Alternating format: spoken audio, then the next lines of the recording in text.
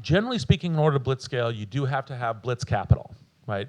It is actually, in fact, right, a requirement. And occasionally it happens through revenue. Google is an example. But that's the very rare exception.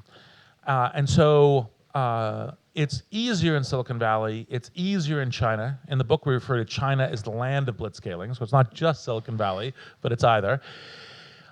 It can be done outside. There are, for example, Skype, Supercell, et cetera, within kind of Europe context.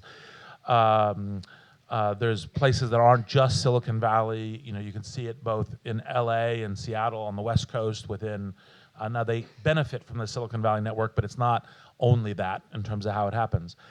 And so part of the reason for writing the book is my theory of the entrepreneurial world is that it will be growing past Silicon Valley as to the places that can get blitz capital and can deploy that as a strategic technique in order to be a world and industry transforming company.